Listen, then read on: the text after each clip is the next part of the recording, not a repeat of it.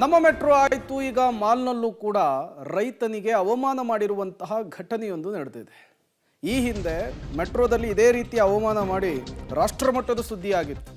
ಈಗ ಮಾಲ್ನಲ್ಲೂ ಕೂಡ ರೈತನಿಗೆ ಅವಮಾನ ಮಾಡಿರುವಂತಹ ಘಟನೆ ಬೆಂಗಳೂರಿನಲ್ಲಿ ನಡೆದಿರುವಂಥದ್ದು. ಪಂಚೆ ಹಾಕ್ಕೊಂಡು ಬಂದಿದ್ದಕ್ಕೆ ಮಾಲ್ ಒಳಗೆ ಬಿಡದೆ ಅವಮಾನವನ್ನು ಮಾಡಿದ್ದಾರೆ.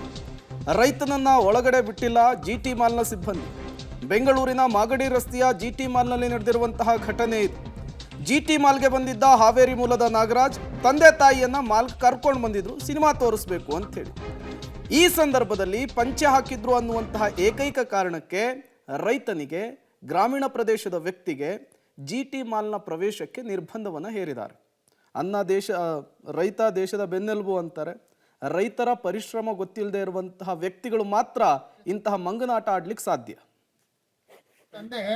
ನಾವು ಜಿಟಿ ಮಾಲ್ಗೆ ಸಿನಿಮಾ ನೋಡಕ್ ಬಂದಿದ್ವಿ. 6 ಗಂಟೆಗೆ ಬಂದಿದೀವಿ. ಈಗ ಸೆಕ್ಯೂರಿಟಿ ಹೇಳ್ತಾರೆ ಇವರು ಪಂಚೆ ಹಾಕೊಂಡವ್ರೆ ನಾವು ಅಲೋ ಮಾಡಲ್ಲ ಅಂತ. ಪಂಚೆ ಹಾಕೊಂಡಿರೋರ್ನ ಅಲೋ ಮಾಡಿಲ್ಲ ಅಂದ್ರೆ ಇವ್ರು ನಾವ್ ಹೆಂಗೆ ಕರ್ಕೊಂಡು ಹೋಗೋದು ಮಾಲ್ ಒಳಗಡೆ? ಅಲ್ಲೋ ಸೆಕ್ಯೂರಿಟಿ ಕೇಳಿದ್ರೆ ಅವನ ಹೇಳ್ತಾನೆ ಇಲ್ಲ ಸರ್ ನಮ್ಗೆ ಅಲೋ ಮಾಡಲ್ಲ, ನಮ್ಗೆ ರೂಲ್ಸ್ ಇದೆ. ರೂಲ್ಸ್ ಪಂಚೆ ಹಾಕೊಂಡವ್ರನ್ನ ಬಿಡಲ್ಲ ಅಂತ ಹೇಳ್ತೀವಿ. ಹೇಳಿ, ಈಗ ಪಂಚೆ ಹಾಕೊಂಡಿದ್ದೀರಾ ಬಿಡಲ್ಲ ಅಲ್ಲ, ಅದೇ ವಿಡಿಯೋ ಹೇಳಿ ನೀವು. ನಾನು 6 ಗಂಟೆಗೆ ಬಂದಿದ್ದು 6:30